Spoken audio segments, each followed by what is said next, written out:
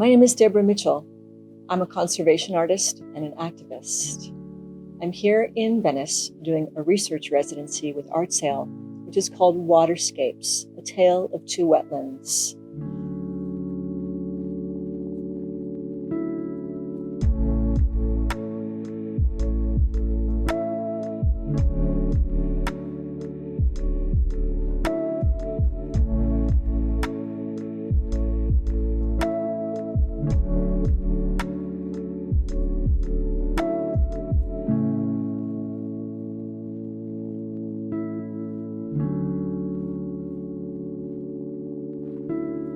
It essentially brings together activists, artists, nonprofits, and various organizations to try to better understand the similarities and differences between the two wetlands of the area of Venice and the area of Florida, specifically from the Everglades down to Biscayne Bay.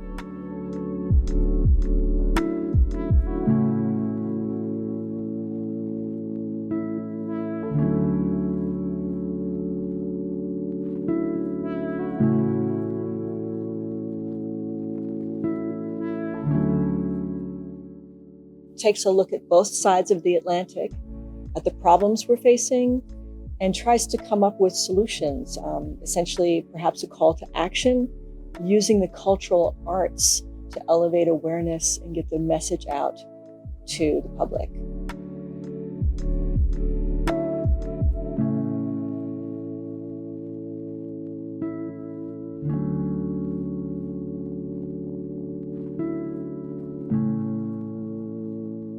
At the end of the residency, when the work is developed, we will be able to host some workshops and focus on education, again, getting the word out to everybody.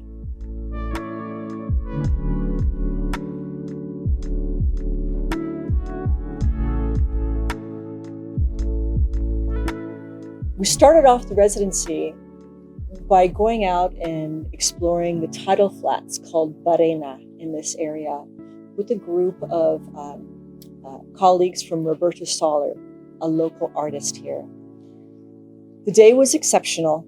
The weather held up, and we got to really explore the mud tidal flats, which is an area that always needs more oxygen to bring nutrients to the living organisms in these creeks and tributaries that are formed in the Lagoon of Venice. We walked on the flats and it was absolutely beautiful, and we were able to see various small fish, crabs, oysters, and things like that.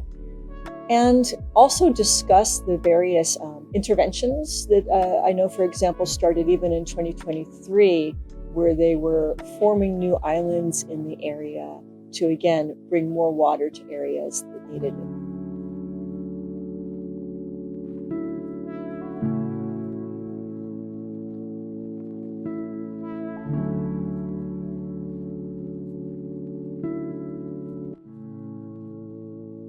One of the groups, the associations of the groups that I was able to communicate with was No Grandi Nave. So essentially, this group of activists is working very hard to keep large ships out of the ports here in Venice. They've been very successful with a great deal of work, but there's always more work to do.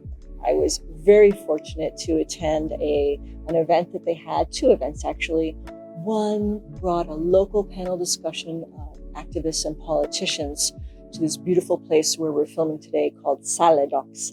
Another thing that has been very important during the last couple of weeks that I've been here is understanding more about the acqua alta. So high tide season, king tides perhaps would most be related to what we experience in Biscayne Bay in South Florida. But here in Venice, everything is more extreme. They have sirens that activate when the water is, I guess, at 1 meter, 20 centimeters. So that would be something like 3.5 feet. They have the Moses floodgates, but unfortunately the floodgates will be somewhat obsolete as time goes by because the measurements weren't calculated to account for the rapidly rising sea levels.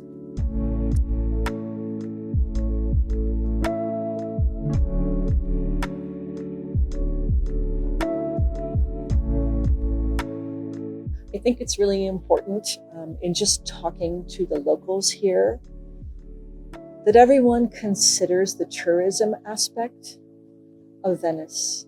So while they have been able to reroute the cruise ships to a different area and bring tourists here on smaller boats, there are still something like 40 planes arriving per day, certainly on the weekends.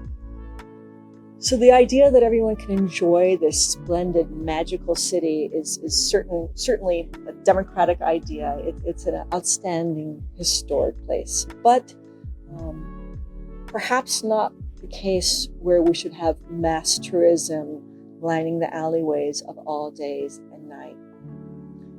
The city of Venice, and indeed the surrounding islands, is in crisis.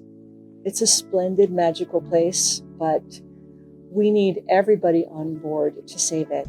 The scientists, biologists, the activists, definitely the politicians, and yeah, the future generations. So it's my hope that with Waterscapes, A Tale of Two Wetlands, we'll be able to continue this exchange of information between the area of South Florida and Venice and use the cultural arts to really move the needle in terms of the activism and the results that are needed to save this area.